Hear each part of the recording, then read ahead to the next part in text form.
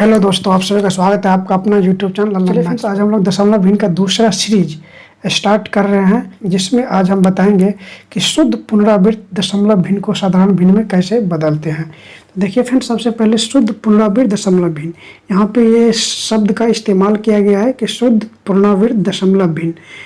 पहले सबसे पहले हम समझ लेते हैं कि ये जो शुद्ध पुनरावृत्त दशमलव भिन्न किसे कहते हैं। देखिए फ्रेंड्स, इसको समझने के लिए चलिए हम छोटा सा एग्जाम्पल लेकर आपको समझाते हैं। तो देखिए फ्रेंड्स, यहाँ पे एक संख्या दिया गया है कि 0.333 ...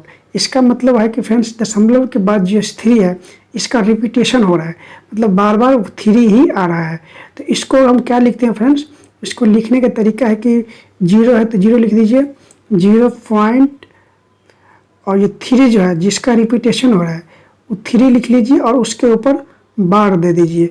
तो फ्रेंड्स ये संख्याओं को हम कुछ इस तरह से लिखते हैं।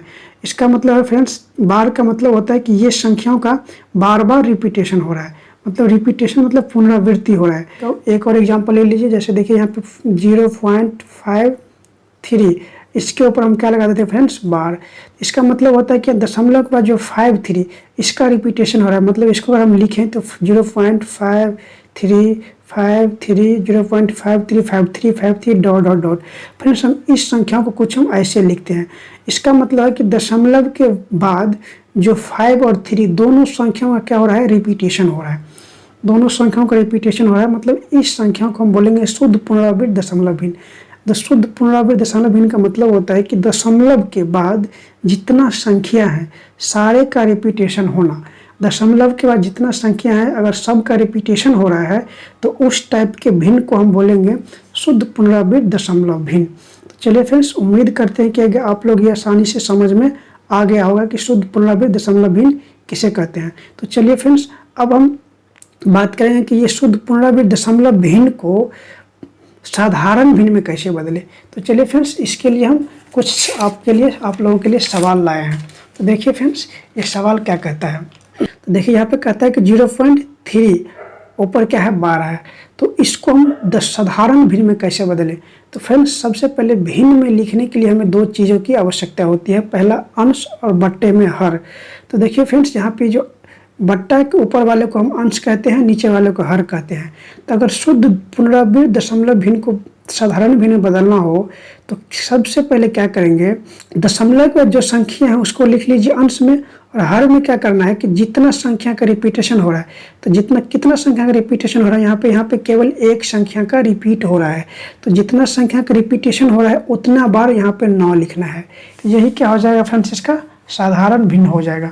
चलिए अगले एग्जाम्पल समझ लीजिए। देखिए फ्रेंड्स, यहाँ पे क्या फ्रेंड्स, इसको अगर साधारण भिन्न में लिखना होगा तो पहले क्या है, बट्टा के ऊपर में अंश होता है, नीचे हर होता है। तो ऊपर में फ्रेंड्स अंश में क्या लिखना है, तो अंश में लिखना है दशमलव के बाद जितना संख्या है हूबहू लिख लीजिए।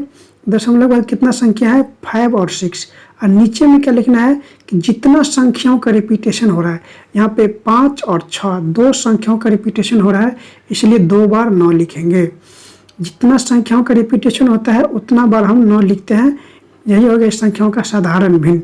चलिए फ्रेंड्स, यहाँ देख लीजिए। देखिए यहाँ पे क्या है, यहाँ पे जो फ्रेंड्स क्या है, दशमलव के बाद कितना संख्या का रिपीटेशन हो रहा है, यहाँ दशमलव के बाद 3 संख्याओं का रिपीटेशन हो रहा है, 8 3 2। तो दशमलव के बाद जो जितना संख्या का रिपीटेशन हो रहा है वो लिख लीजिए पूरा। और हर में देखिए फ्रेंड्स क्या करना है, हर में जो है जितना बार हो रहा है, जितना संख्या का हो रहा है, कितना संख्या का यहाँ पे हो रहा है, 1 2 3, तो 3 बार यहाँ पे 9 लिख लिए। ये हो गया फ्रेंड्स इस संख्याओं का साधारण भिन्न। यहाँ पर देखिए, अब यहाँ पे आपको समझना पड़ेगा, सोचना पड़ेगा। देखिए फ्रेंड्स, यहाँ पे क्या है, G2.85 उसके ऊपर 12 है, मतलब दशमलव के बाद जो 85 है उसका क्या हो रहा है, रिपीटेशन हो रहा है। तो देखिए यहाँ पर कैसे लिखना है। अगर फ्रेंड्स पॉइंट से पहले कोई अंक हो, यहाँ पर भी हम वही कंसेप्ट करते थे लेकिन यहाँ लिखते नहीं थे। तो यहाँ पर आपको बता रहे हैं कि पॉइंट से पहले जो अंक हो या जो संख्या हो उसको लिख लीजिए और उसको प्लस में लिखिए। पॉइंट के पहले जो संख्या हो उसको लिखिए और पॉइंट के जगह पे प्लस लिख लीजिए, और जैसे यहाँ करते थे वैसे हूबहू यहाँ पे कर लेना है। क्या करना था, क्या करते थे कि पॉइंट के बाद जितना संख्या था, जितना संख्या का रिपीटेशन हो रहा था उसको हर में लिख लेते थे और कितना संख्या का हो रहा है तो दो संख्याओं का 1 2 तो नीचे 2 लिख लीजिए। अब इसको कैलकुलेशन करके सॉल्व करके लिख लीजिए। कितना हो गया फ्रेंड्स, 9 दूना 18, 9 दूना 18 1 19 प्लस 85/99 हो गया। देखिए फ्रेंड्स ये कितना हो गया, 8 5 13 9 8 17 1 18 1 1 2 283/99। तो फ्रेंड्स ये हो गया उसका दशमलव भिन्न में बदलना। फ्रेंड्स देखिए एक बार और समझ लीजिए इसको, ये क्या है, इसको कैसा बदलते हैं कि दशमलव के पहले जो संख्या है उसको लिख लीजिए और दशमलव के जगह पर क्या करना है, प्लस कर लीजिए। यहाँ पर हम वही करते थे कि 0 प्लस और ये दशमलव के बाद जितना संख्या का रिपीटेशन होता था उसको हर में लिखते थे और जितना बार हो रहा है उतना बार नीचे 9 लिखते थे। सेम यहीं पर भी यहाँ पे लेकिन हम नहीं लिखते थे क्योंकि 0 प्लस इतना बराबर इतना ही होता है, इसीलिए हम नहीं लिखते थे। लेकिन यहाँ पर तो अंक है, इसको लिखना पड़ेगा, इसलिए यहाँ पे हम क्या लिखें 2 प्लस 8 हर अंश में जितना दशमलव के बाद जितना संख्या है उसको लिख लीजिए और कितना संख्या का रिपीटेशन हो रहा है 2 का 1 2 2 बार 9, इसको कैलकुलेशन करके हम लिख लिए, वही हो गया इसका आंसर। तो फ्रेंड्स उम्मीद करते हैं कि आपको ये आसानी से समझ में आ गया होगा। अगर फ्रेंड्स समझ में आया है तो लाइक्स तो ज़रूर बनता है, लाइक कर दीजिएगा और चैनल पर अगर नया है तो सब्सक्राइब जरूर कर लीजिएगा। तो चलिए फ्रेंड्स आज के इस वीडियो में इतना ही। All the best, thank you.